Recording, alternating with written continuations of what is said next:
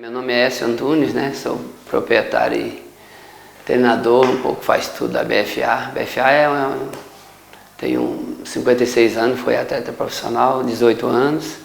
Depois, quando eu voltei para Brasília, eu montei a BFA. Na verdade, a BFA é Brasília Futebol Academia.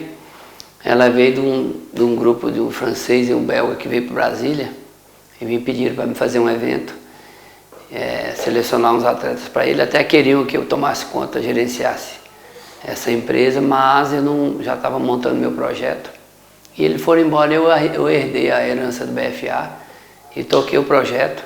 Na época eu tinha uma parceria com São Paulo, mas depois eu fiquei mais aberto para os outros clubes também. Então, a gente tem uma estrutura já há 15 anos, com esse trabalho com a molecada de formação, a gente procura fazer sempre a primeira parte desse trabalho para depois enganjar o menino nos grandes clubes do Brasil. Essa é a nossa proposta.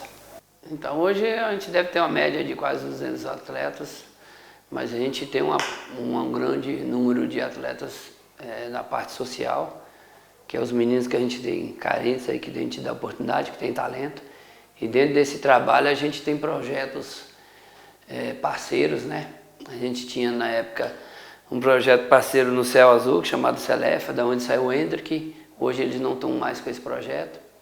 A gente tem um projeto hoje que é o nosso carro-chefe, um projeto de Sobradinho, Fercal, Sobradinho 2, que é o Rogerinho Social. Então é um projeto que manda muitos jogadores para a gente e em contrapartida também a gente vai avaliando alguns jogadores, mas sempre com respeito aos projetos, aos parceiros, que a gente possa ter uma parceria tanto em equipes, como escola e como federação, que hoje a gente, juntamente com o BFA Maringá, que era um projeto que tinha em Brasília, a gente herdou também essa questão da equipe federada, que é BFA Maringá. A gente tinha um projeto social chamado Celefa, né, que é lá de Céu Azul. Então a gente fez alguns amistosos com essa equipe e nós fizemos uma parceria. Alguns anos depois eles fecharam esse projeto e ele saiu desse projeto. Na época era até uma treinadora que era desse projeto, ela que me procurou, que é a Marília, e trouxe esse garoto de 6 para 7 anos. Aí ele ficou aqui até os 10 anos.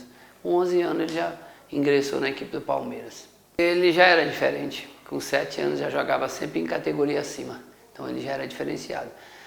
Começou para cá, o objetivo era que ele tivesse mais oportunidade, o BFA na época tinha uma visibilidade boa, a gente tinha parceria também com São Paulo. Ele passou um bom tempo sendo monitorado pelo São Paulo, só que ele precisava, para ir para São Paulo, ele precisava de estrutura. Então na época apareceu uma empresa e começou a ajudar ele, e de lá eles levaram ele para o Palmeiras.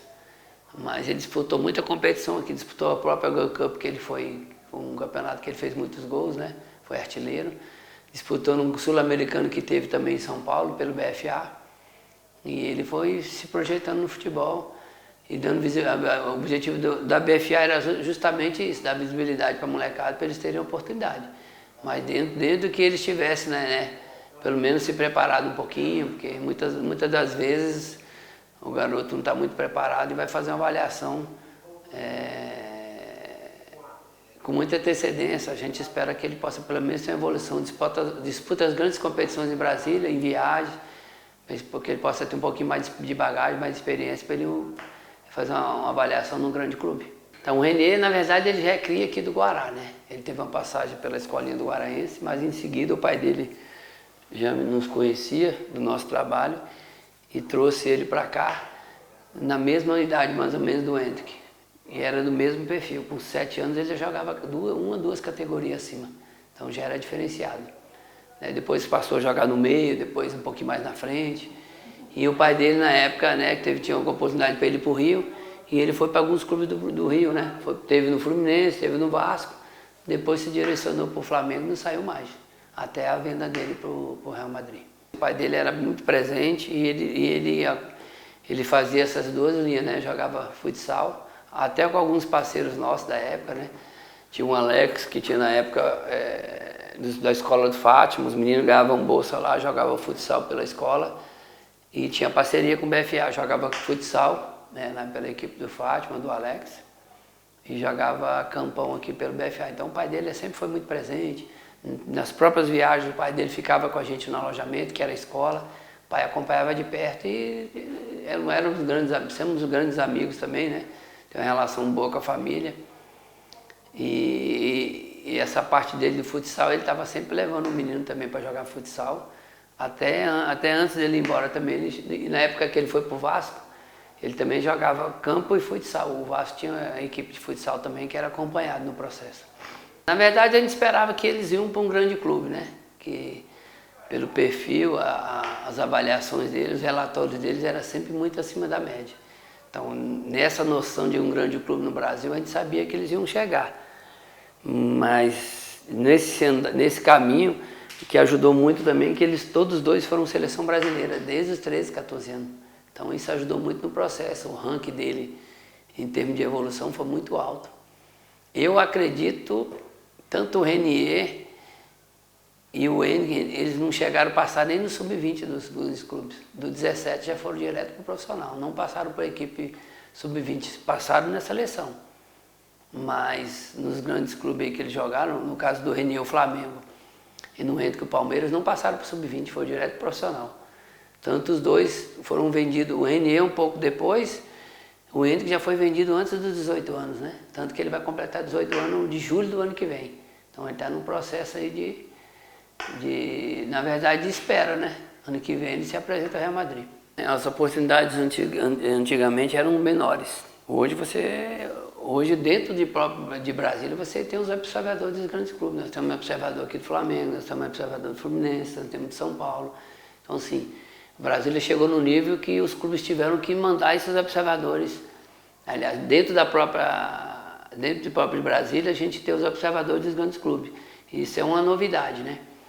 E isso facilita até para poder eles avaliar os jogadores, fazer esse tipo de avaliação, que hoje eles não usam o nome muito peneira, é avaliação.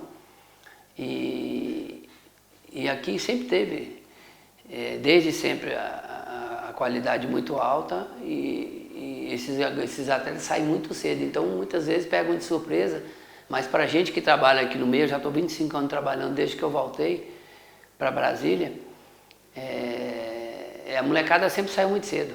Então, assim, muitas das vezes a maioria não sabe nem que o menino saiu de Brasília. Aí, para a gente que trabalha dentro do futebol, em Brasília, não é surpresa, mas para quem não conhece os jogadores, acaba sendo uma surpresa. Você pode ter certeza absoluta desses grandes clubes do Brasil, tem sempre 3, 4 jogadores de Brasília. Isso é estatística. Hoje a rede social é uma coisa muito rápida, né? Então essa molecada está sempre falando em rede social e você apresentando aí, lógico, tem a mídia, a rede social da BFA, e a molecada fica sabendo, né, que o menino saiu daqui. E a tendência é estar sempre revelando, a gente sempre tem uma média boa durante o ano de meninos que são revelados aqui na BFA, a média de sempre 10, 15 meninos estão saindo. Então assim, não temos objetivo nenhum, a BFA não tem objetivo nenhum de prender jogador. Hoje, com essa lei nova, a única questão que a gente fez foi federar em parceria, né? A gente tem uma parceria com o BFA Maringá, que a gente federa os meninos. A partir de 13 anos a gente consegue colocar no BID, para que a gente possa ter um percentual futuro do trabalho que a gente fez em relação a esses jogadores. Mas na maioria, a gente que ajuda, né? Esses meninos carentes que não têm condição, né? Até para poder vir treinar, para disputar as competições.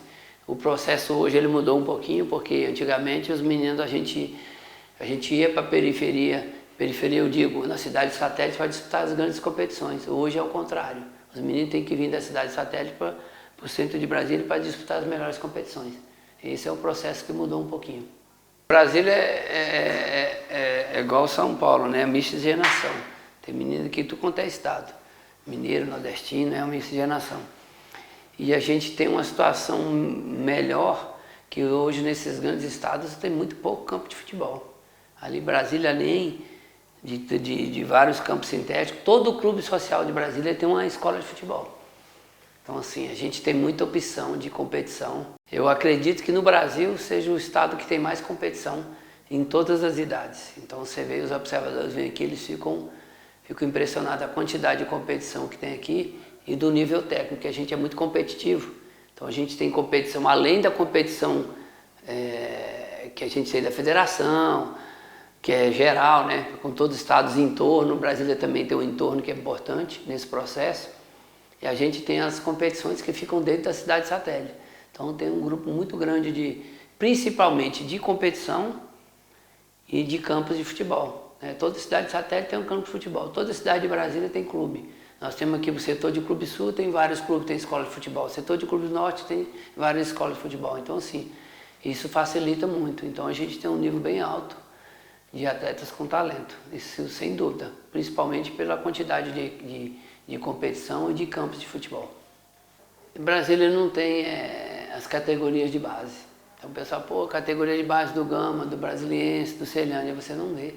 Então, assim, precisa de um centro de treinamento compatível que eles possam trazer, até os meninos de Brasília que são do entorno, meninos carentes, eles têm alojamento. Então, assim, os caras não apostam nisso. Tá sempre contratando jogador de fora, sendo que aqui os melhores jogadores estão indo para fora. O mais importante seria montar um centro de treinamento que você consiga alojar o menino, que ele possa ter uma condição de treinar todos os dias dentro da própria cidade. E o custo dele vai ser muito menor. Ele estudando dentro da própria cidade, tendo a família aqui. Então, assim, o cara tem que fazer um treinamento que ele possa treinar todo dia, que possa ter uma estrutura de alimentação, de nutricionista, médico, fisiologista. É exatamente o que falta. As categorias de base que possa ter uma estrutura e que você possa estar recebendo os jogadores de Brasília. Com certeza vai diminuir o mínimo de jogadores que vão sair daqui, porque aqui vai ter um grande clube. E até então, em termos de base, a gente não tem, infelizmente.